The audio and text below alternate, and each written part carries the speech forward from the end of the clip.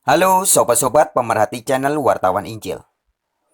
Apa yang nampak di layar ini adalah tulisan seorang pengkritik Bible yang menuduh bahwa Alkitab banyak ayat-ayat yang kontradiksi.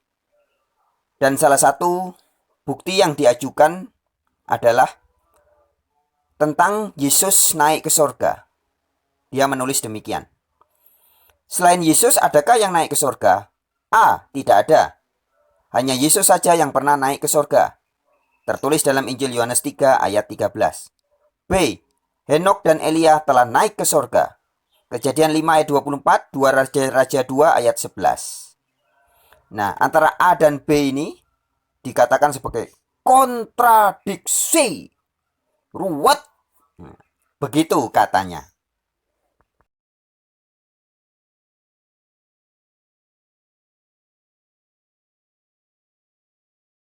Baik sahabat-sahabat, mari kita bahas ya. Jadi sebenarnya permasalahan dari orang-orang yang sering menuduh Bible kontradiksi itu adalah bukan di ayat-ayat Bible-nya. Tapi orang sudah kadung memiliki ruh atau spirit tidak suka dengan Bible. Benci dengan Bible. Pokoknya Bible harus kontradiksi. Nah, jadi sudah ada roh. Pokoknya Bible harus kontradiksi. Sekarang kita bahas ya. Kalau bahas ayat Bible, pikiran orang-orang pengkritik Alkitab ini akan mengatakan kontradiksi. Karena otaknya, pikirannya sudah dicun, sudah di-setel dengan frekuensi Bible kontradiksi. Kacamatanya yang dipakai adalah kacamata kontradiksi. Jadi ibaratnya kalau orang ada laki-laki sama perempuan, kalau orang yang tidak berpikir kontradiksi, orang akan berpikir bahwa laki-laki dan perempuan adalah sama-sama manusia. Laki-laki manusia, perempuan juga manusia. Sama-sama saudara, sama-sama manusia. Tapi kalau orang yang berpikir bertentangan, laki dan perempuan beda. Tidak bisa disama-samakan. Pokoknya harus beda. Spiritnya kira-kira seperti itu kalau diilustrasikannya. Baik sahabat-sahabat, kita akan lihat ya. Jadi dalam membahas Yohanes 3 ayat 13 yang tertulis atau dikesankan bahwa hanya Yesus yang naik ke sorga. Sedangkan dalam Kejadian 5 ayat 24 dan 2 Raja-Raja 2 ayat 11 juga dikatakan Henok dan Elia naik ke sorga. Loh, Yohanes bilang hanya Yesus. Tapi di Kejadian dan 2 Raja-Raja Henok dan Elia juga ke sorga. Loh, kontradiksi. Kontradiksi. Bible sesat, Bible kontradiksi, nggak boleh dipercaya. Kira-kira akan seperti itu tuduhan orang-orang ini.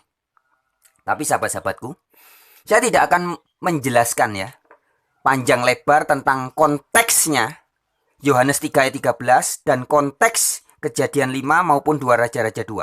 Saya tidak akan menjelaskan. Karena kalau Anda sudah berpikir ini kontradiksi mau dijelaskan seperti apapun, sekali lagi, kalau dalam otak, dalam benak Anda sudah berpikir ini kontradiksi, pokoknya Bible kontradiksi, pokoknya Bible harus kontradiksi, maka ini dua ayat ini mau dijelaskan panjang kali lebar seperti apapun, Anda akan tetap ngotot, pokoknya Bible kontradiksi. Ya. Sehingga pada kesempatan ini saya tidak akan menjelaskan kontekstualnya. Secara kontekstual ini berbeda konteks ya, tapi saya tidak akan menjelaskan. Tapi saya akan mengajak Anda untuk berpikir, membandingkan. Ya. Membandingkan. Coba kalau orang membahas ayat Al-Quran misalkan, ada banyak ayatnya, tapi saya beri 2 contoh ayat.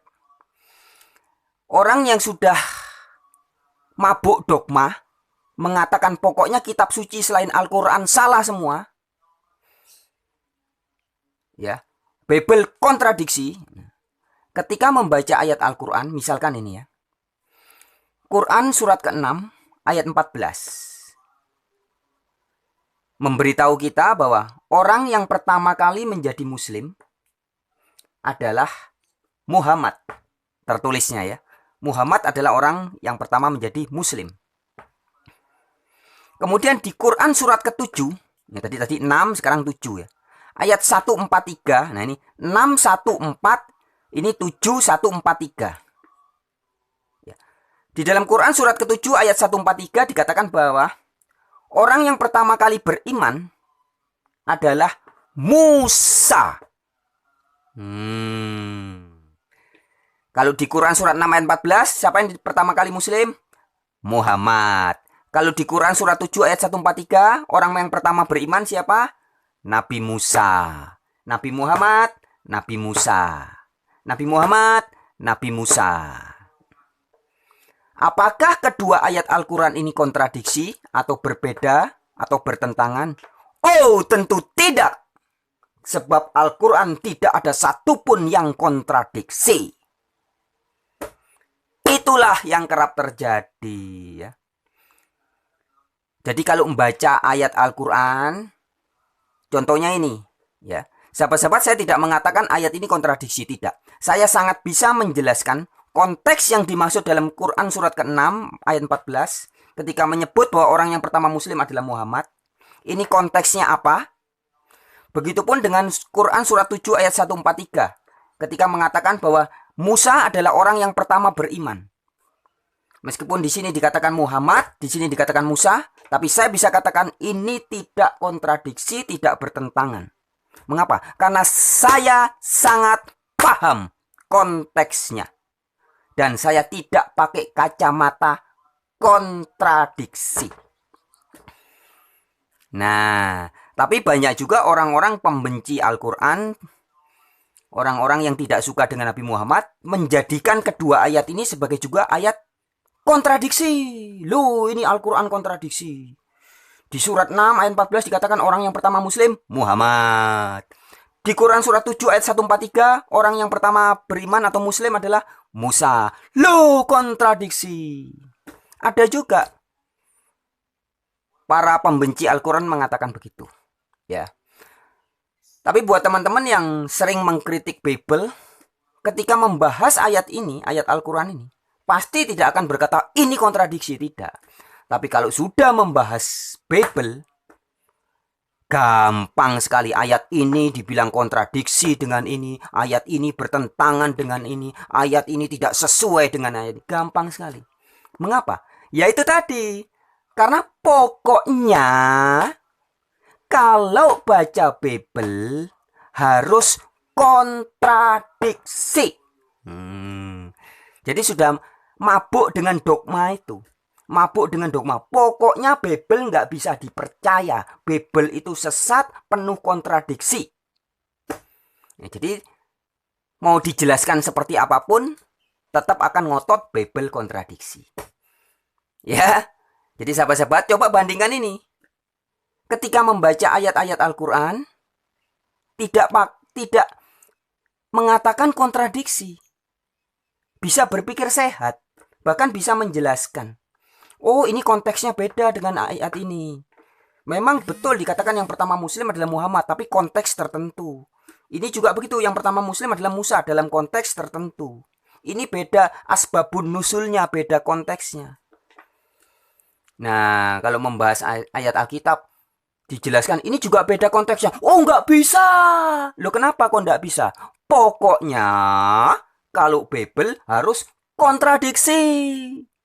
Kalau Al-Quran tidak boleh ada kontradiksi. Kalau Bible harus kontradiksi.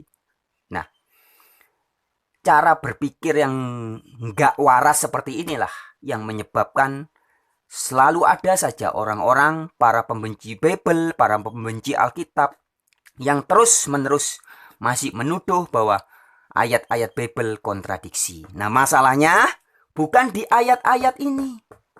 Jadi kontradiksi sebenarnya itu bukan di ayat ini dengan ayat ini, atau ayat ini dengan ayat ini. Bukan, sahabat-sahabatku. Tapi kontradiksi yang sebenarnya ada di dalam benak, pikiran, otak, cara kerja, pikiran Anda yang sedang mabuk dogma, yang sedang dikuasai roh kebencian terhadap Bible. Baik, sekian video kali ini. Sampai jumpa di video yang lain. Dari saya, wartawan Injil untuk dunia. Shalom, salam sejahtera.